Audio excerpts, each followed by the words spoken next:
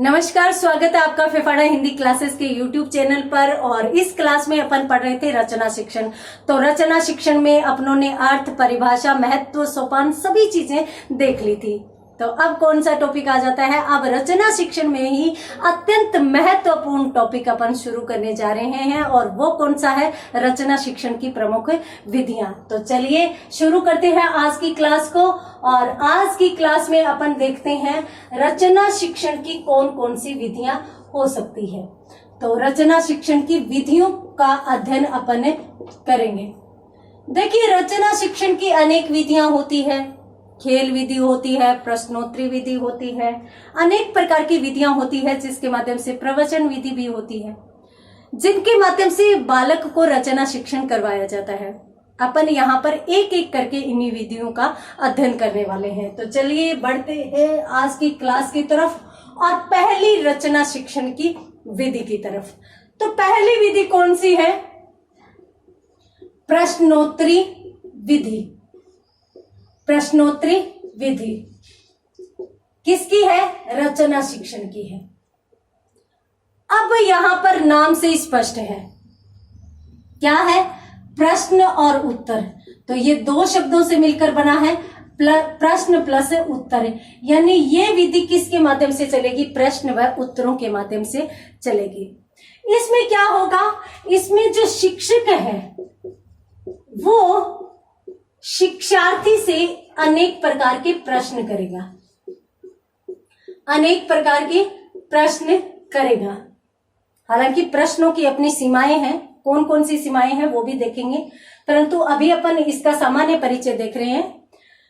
शिक्षक शिक्षार्थी से प्रश्न करेगा और जो प्रश्न करेगा विद्यार्थी या शिक्षार्थी उसका उत्तर देगा।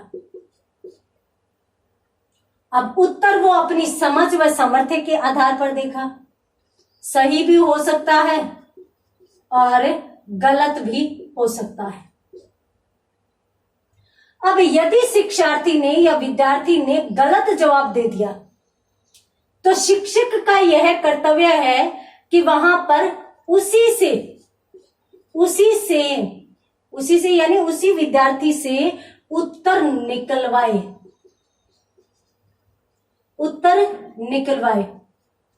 अब उसी विद्यार्थी से उत्तर निकलवाएगा तो वो क्या करेगा? अन्य 4 वाक्य बताएगा, उसके सहायक चीजें बताएगा। जिस प्रकार से अपन बीएड में, आपने भी बीएड किया होगा या एसटीसी किया होगा, तो उसमें अपन पूरक प्रश्न करते थे ना, पूरक प्रश्नों के माध्यम से अपन विद्यार्थी से उत्तर निकलवाते थे। तो उसी प्रकार से इसमें भी क्या होगा कि विद्यार्थी से उत्तर निकलवाने के लिए विद्यार्थी से अन्य सहायक प्रश्न करेगा। कैसे भी करके उसकी त्रुटि को सुधरवाकर और उसी से उत्तर प्राप्त करने का प्रयास करेगा। तो यहां पर विद्यार्थी को इस प्रश्न की भाषा समझ में आएगी, प्रश्न करने का तरीका समझ में आएगा, इसके साथ साथ उत्तर क्या है वो भी समझ में आएगा, और इसके साथ साथ उत्तर दिया कैसे जाता है वो चीज भी समझ में आएगी। और जो अन्य 3-4 वाक्य जो बोलेगा शिक्षक, उनका भी ज्ञान होगा। तो इस तरीके से विद्यार्थी में प्रश्न व उत्तर की रचना करने का ज्ञान आ जाएगा, यानी उसे उसकी जानकारी मिल जाएगी कि किस प्रकार से प्रश्न किए जाते हैं और प्रश्नों के उत्तर कैसे किए जाते हैं। ये एक बड़ी समस्या आती है। और बड़ी समस्या कब आती है? जब उच्च स्तर पर बालक आ जाता है, तब जब कॉलेज स्तर पर बालक आ जाता है तब ये बड़ी समस्या के रूप में उभर कर आती है। क्यों आती है? क्योंकि छोटी क्लासेस में तो अक्सर यूं होता है कि बालक है वो रट्टा लगाकर भी प्रश्नों को कर लेता है, जबकि बड़े स्तर में या उच्च स्तर में ऐसा नहीं हो पाता। उच्च स्तर में विद्यार्थी को स्वयं रचना करनी पड़ती है, उत्तर बनाने पड़ते हैं।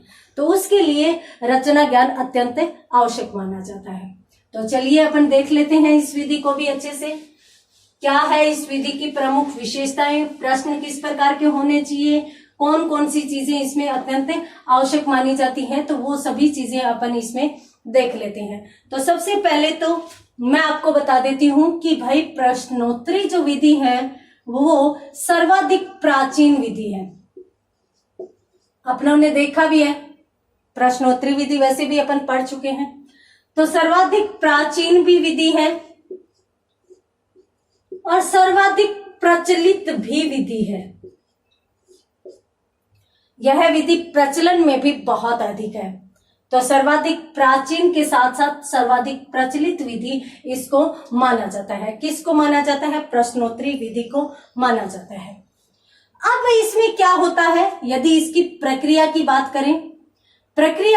करें तो देखिए, अध्यापक क्या करता है कि जिस भी विषय से संबंधित, जिस भी क्षेत्र से संबंधित विद्यार्थी को रचना शिक्षण करवाना है, उसी से संबंधित कुछ प्रश्न तैयार करता है। तो क्या करेगा अध्यापक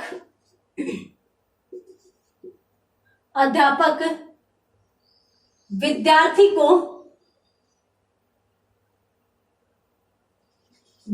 को जिस विषय से संबंधित जिस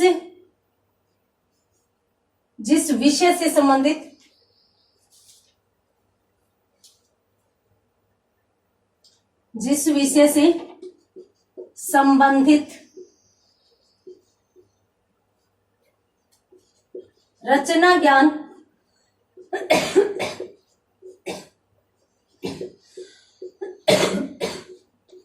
करवाना चाहता है,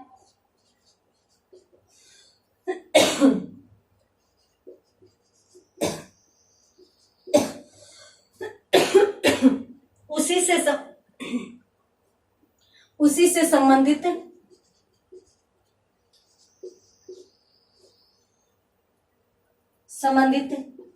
बालक से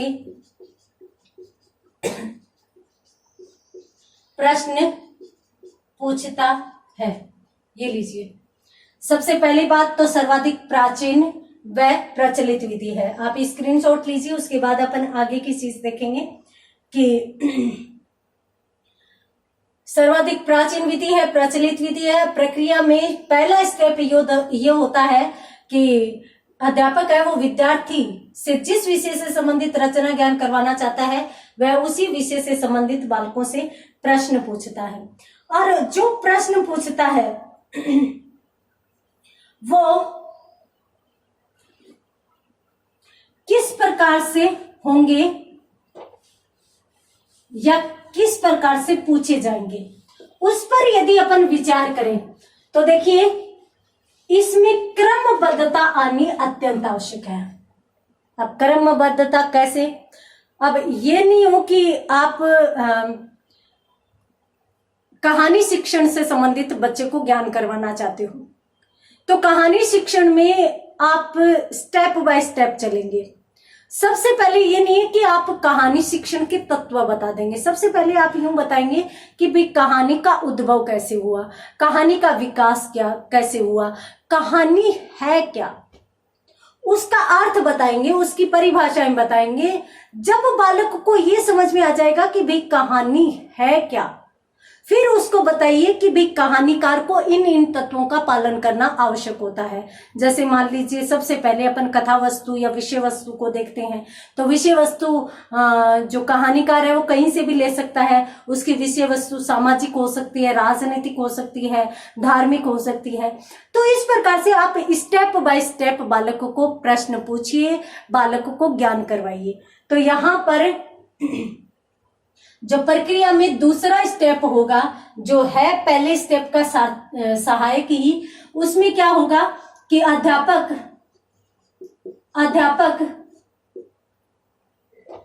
विषय संबंधी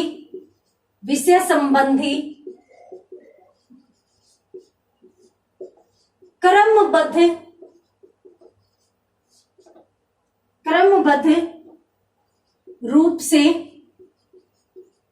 प्रश्न पूछता है। अब क्रमबद्ध ही क्यों पूछा जाता है, आगे पीछे क्यों नहीं हो सकता? भाई आप ऐसे कभी हुआ है कि आप किसी भी व्यक्ति का जीवन परिचय पढ़ रहे हैं तो आप पहले मृत्यु पढ़े और बाद में जन्म पढ़े? ऐसा तो कभी नहीं होता। जन्म पहले ही पढ़ा जाता है और मृत्यु बाद में, यानी हर एक का अपना क्रम होता है। हर एक की अपनी सीमाएं होती है, तो क्रम से चलना पड़ेगा। इसका एक और भी गुण है क्रमबद्धता का। क्रमबद्धता का ये गुण भी है कि अगर अपन क्रमबद्ध रूप से बालक से प्रश्न पूछ रहे हैं तो उसे क्रमबद्ध रूप से विषय वस्तु को समझने व उस पर विचार करने का अवसर मिलता है। और जाहिर सी बात है कि अब मान लीजिए अपन बालक को, जो छोटा बालक है, दूसरी क्लास का बालक है, उसको 10वीं क्लास का पढ़ाए, वो समझ पाएगा क्या? नहीं समझ पाएगा। वो एक क्रम से चलेगा, तभी 10th की आयु में आ जाएगा, तभी वह 10th वाली चीजों को समझ पाएगा। तो इसलिए क्रमबद्ध रूप से एक तो बालक आसानी से समझ जाएगा, क्योंकि पहले आसान, फिर उससे मुश्किल, फिर उससे मुश्किल, ऐसे स्टेप बाय स्टेप उसको बताता जाएगा। साथ साथ उसे क्रमबद्ध रूप से विचार करने का अवसर मिलेगा। तो अपन यहाँ पर ये कह सकते हैं कि अध्यापक विषय संबंधी क्रमबद्ध रूप से प्रश्न पूछता है, जिससे विद्यार्थी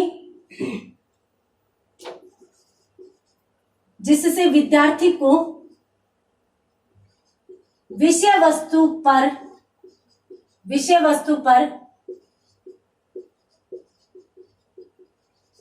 क्रमबद्ध रूप से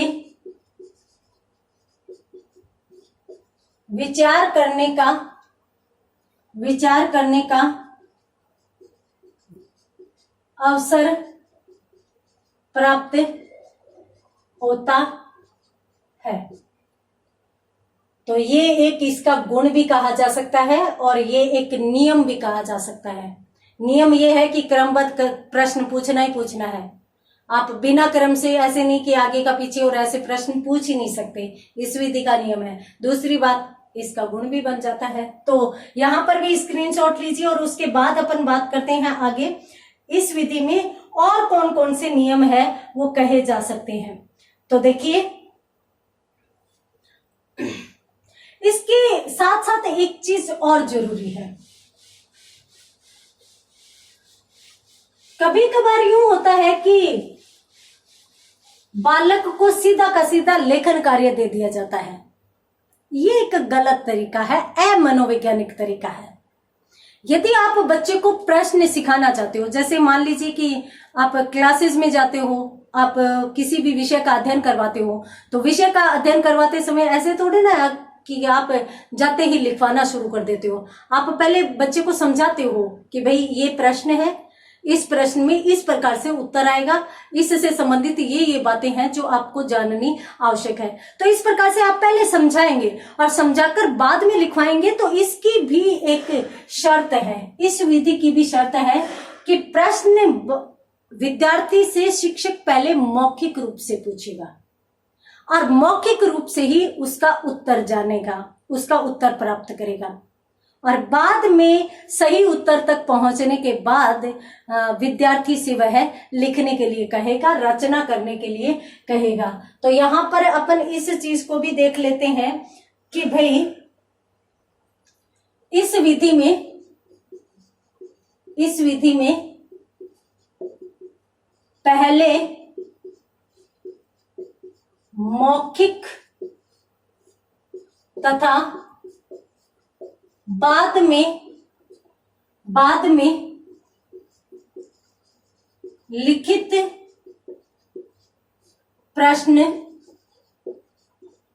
किए जाएंगे। पहले मौखिक प्रश्न किए जाएंगे और बाद में लिखित प्रश्न किए जाएंगे। यह भी इस विधि की शर्त है। और अपन देखें तो भी क्लासेस में भी ऐसे ही चलता है, अपन शिक्षण ऐसे ही करवाते हैं, तो ये मनोवैज्ञानिक तरीका माना जाता है। तो अपन यहाँ पर ये भी कह सकते हैं कि यह प्रणाली मनोवैज्ञानिक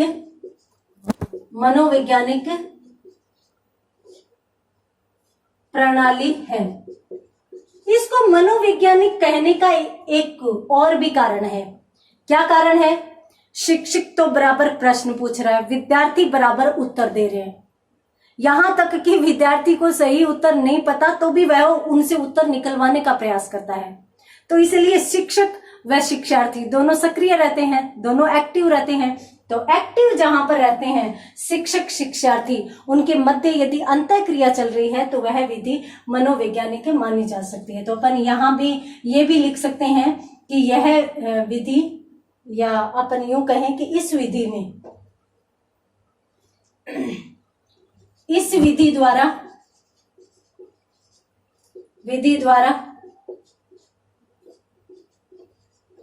रचना शिक्षण के दौरान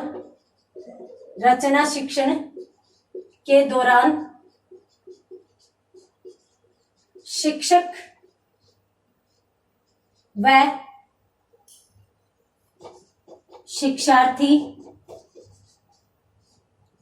व शिक्षार्थी दोनों सक्रिय रहते हैं। ये लीजिए, तो शिक्षक व शिक्षार्थी दोनों सक्रिय रहते हैं, इसलिए भी इसको अपन मनोवैज्ञानिक प्रणाली कह सकते हैं। तो जल्दी से स्क्रीनशॉट लीजिए, उसके बाद अपन देखते हैं इस संबंध में और कौन कौन सी शर्तें हो सकती है।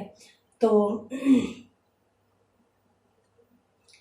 इसके मैंने आपको बताया था कि भी प्रश्नों के भी संबंध में अपने को कुछ चीजें, कुछ बातें ध्यान रखना आवश्यक है। तो प्रश्न किस प्रकार से होंगे, क्या चीजें अपने को, कौन सी बात का अपने को प्रश्न बनाते समय, विद्यार्थियों से प्रश्न करते समय ध्यान रखना है। कभी कभार यूं होता है, कुछ शिक्षक कक्षा में जाते हैं और विद्यार्थियों से प्रश्न पूछते हैं, तो प्रश्न पूछते हैं तो जब विद्यार्थी जवाब जो देते हैं तो वो क्या करते हैं कि जब लगातार विद्यार्थी जवाब देते हैं तो फिर वो उनके आयु स्तर से ऊपर के प्रश्न पूछ लेते हैं। तो ऐसा नहीं करना है, अपने को शिक्षण में मनोवैज्ञानिकता लानी है। तो मनोवैज्ञानिकता क्या होती है? मनोवैज्ञानिकता ये कहती है कि भाई बालक यदि जवाब दे रहा है तो वह और अधिक उत्साहित होगा, तो और अधिक उत्साहित होगा तो उसे डिमोरलाइज करने के लिए ऐसे नहीं करें कि भाई हम कठिनता स्तर बहुत हार्ड कर लें और उसको कह दें तुम्हें कुछ नहीं आता। नहीं, आप विद्यार्थी को उसकी आयु सीमा के भीतर के प्रश्न ही पूछिए, अर्थात उसके परिपक्वता स्तर के प्रश्न ही पूछिए। आप उससे हार्ड लेवल के, कठिन स्तर के प्रश्न नहीं पूछ सकते। तो चलिए देखते हैं कि इस विधि में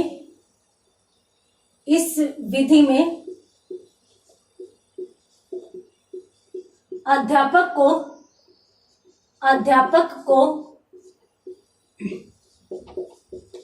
विद्यार्थियों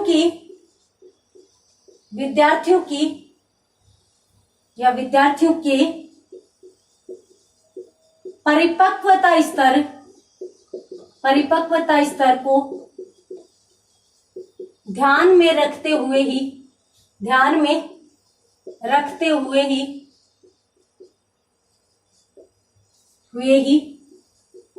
प्रश्न करना चाहिए।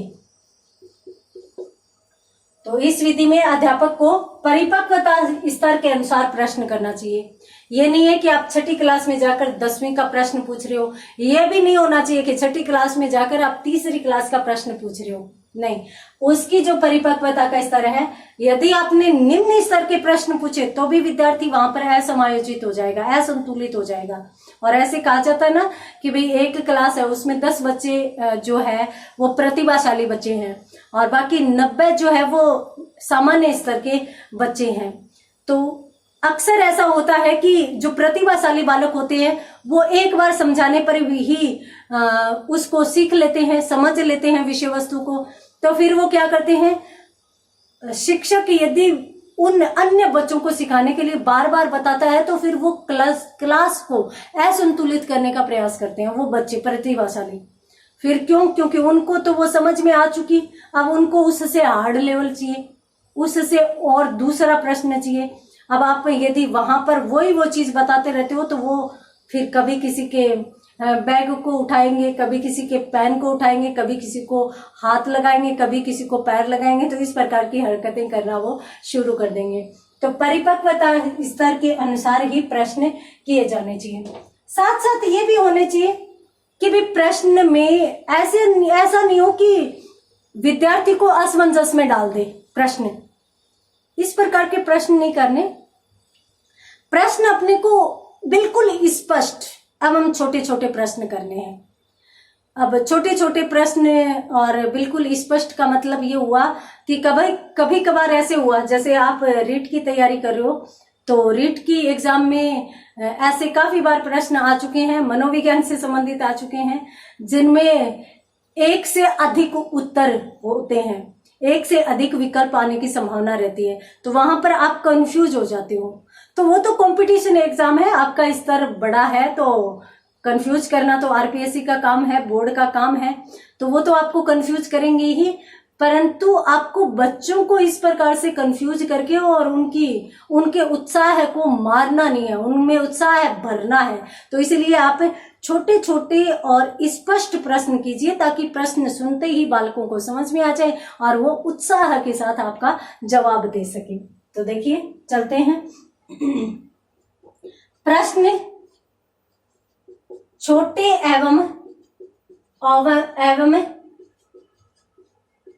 स्पष्ट होने चाहिए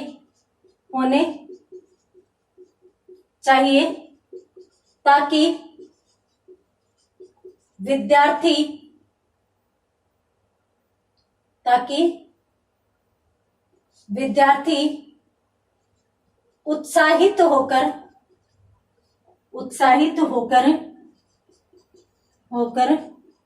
उत्तर दे सके। ये लीजिए, इसका भी स्क्रीनशॉट लीजिए। और यहाँ पर अपनों ने क्या पढ़ा भी, अपनों ने पहली चीज तो ये देखी, अध्यापक को विद्यार्थियों की परिपक्वता को या परिपक्वता स्तर को ध्यान में रखते हुए ही प्रश्न करना है।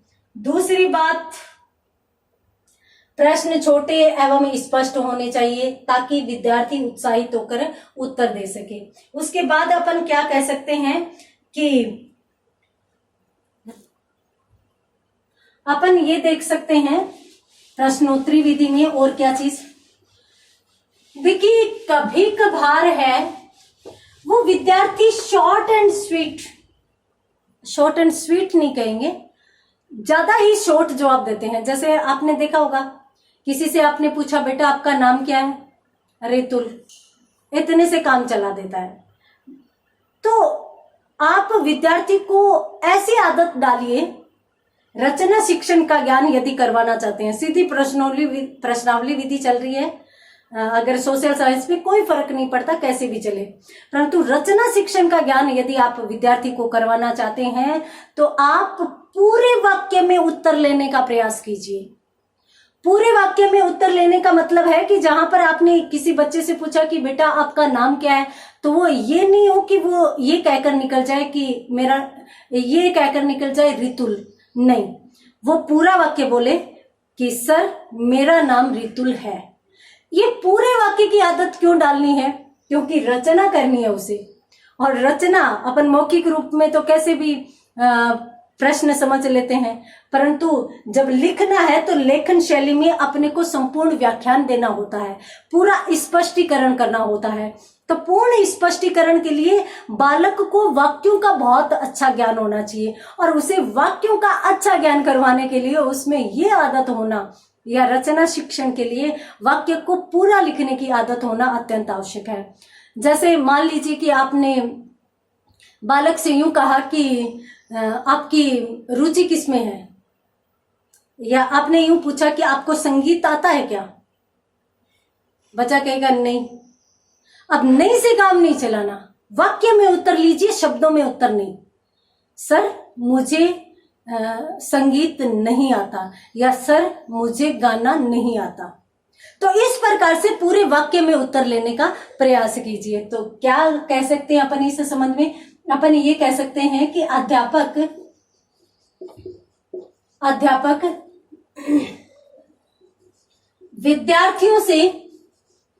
विद्यार्थियों से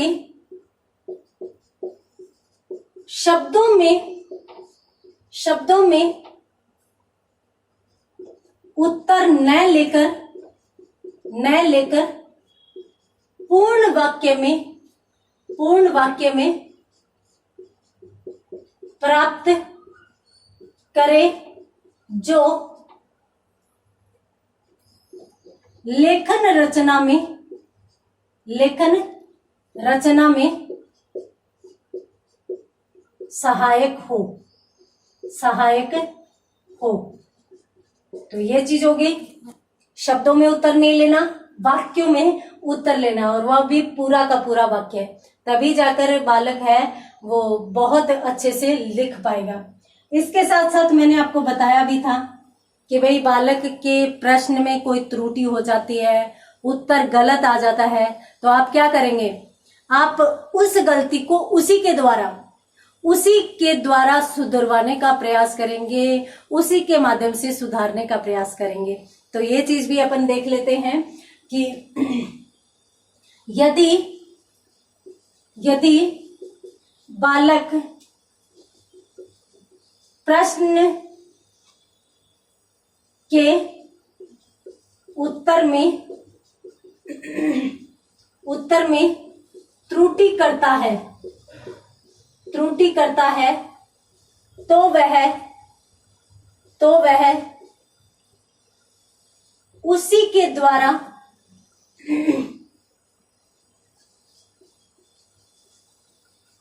सुधरवाने का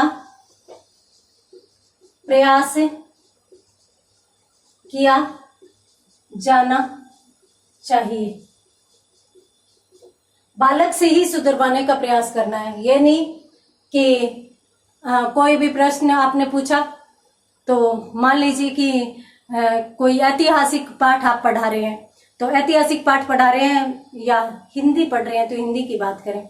अब मान लीजिए कि आपने जयशंकर प्रसाद को पढ़ाया, तो जयशंकर प्रसाद में यूं हो गया कि ये कौन से काल के कवि थे, तो अब बालक यूं कह देता है कि सर ये तो प्रयोगवादी कवि थे। तो आप प्रयोगवादी कवि नहीं है, बच्चे ने गलती की है, तो ऐसे नहीं बेटा ये प्रयोगवादी नहीं छायावादी, ये नहीं बताना। ये बताना है कि बेटा आप तो बहुत बाद में चले गए, प्रसाद जी तो पहले ही साहित्य के क्षेत्र में आगे थे, तो आप थोड़ा सा आगे देखो। प्रयोगवाद से पहले कौन सी विचारधारा आई थी, प्रगतिवाद से पहले कौन सी आई थी, छायावाद। तो आप मुझे ये बताइए कि इस काल में कौन सा महनीय कवि था। बालक अपने आप वहां तक पहुंच जाएगा। और यदि बालक को नहीं भी पता है तो भी वो अंदाजा लगा लेगा कि हाँ सर या मैम जो है वो मुझे बताना चाह रहे हैं कि प्रसाद जी छायावाद के कवि थे। तो सुधरवाना उसी के माध्यम से है, आपको डायरेक्ट यानी प्रत्यक्ष रूप से उसका उत्तर नहीं देना। तो इस प्रकार से इन चीजों को भी आपको ध्यान में रखना है। तो जल्दी से स्क्रीनशॉट लीजिए। यहाँ पर अपनों ने दो चीजें देखी है कि भाई अध्यापक विद्यार्थियों से शब्दों में उत्तर न लेकर पूर्ण वाक्यों में उत्तर प्राप्त करें। और दूसरी बात, यदि बालक प्रश्न के उत्तर देने में त्रुटि करता है तो वह उसी से सुधरवाने का प्रयास करे। तो ये थी अपनी प्रश्नोत्तरी विधि को अपनों ने इस क्लास में समझा, जिसमें अपनों ने प्रश्नोत्तरी के माध्यम से सारी चीजें देखी। अब मैं आपको थोड़ा सा बता देती हूं कि भी प्रश्नोत्तरी विधि के माध्यम से रचना शिक्षण कैसे कर पाता है बालक। आपने पहले तो मौखिक प्रश्न किए, मौखिक प्रश्न आपने बालक से किए, पूछे। अब बालक ने है वो उन मौखिक प्रश्नों का जवाब दिया। उसके बाद आपने बालक से उन्हीं प्रश्नों के उत्तर को लिखने के लिए कहा। अब जैसे ही बालक उनको लिख रहा है तो आप चेक करेंगे तो उसकी वर्तनी संबंधी अशुद्धि है तो उसको भी आप शुद्ध कर पाएंगे। और इसके साथ साथ बालक को लेखन शैली का भी ज्ञान होगा। बालक को पता चलेगा कि भी लिखा कैसे जाता है, और उसे मुश्किल इसलिए नहीं होगी क्योंकि वह मौखिक रूप से पूरा का पूरा ज्ञान प्राप्त कर चुका है कि किस प्रकार से मुझे पूर्ण वाक्य में तो उत्तर देना है और पूर्ण वाक्य भी मुझे किस प्रकार से लिखना है। तो यहाँ पर वह पूरा ज्ञान प्राप्त करके यहाँ पर वह प्रयोग करेगा। तो एक तो रिवीजन हो जाएगा और दूसरा यहाँ पर यदि कोई वर्तनी संबंधी, काफी बार ऐसे होते हैं कि बालक बोलते तो शुद्ध है परंतु लिखते अशुद्ध है, तो इसलिए यहाँ पर वह उस शैली को भी सुधार लेगा। तो ये है रचना शिक्षण की प्रश्नोत्तरी विधि, जिसको अपनों ने बहुत अच्छे से समझा, बहुत अच्छे से देखा। तो आज की क्लास में इतना ही, मिलते हैं अगली क्लास में अगली विधि के साथ। तब तक के लिए धन्यवाद।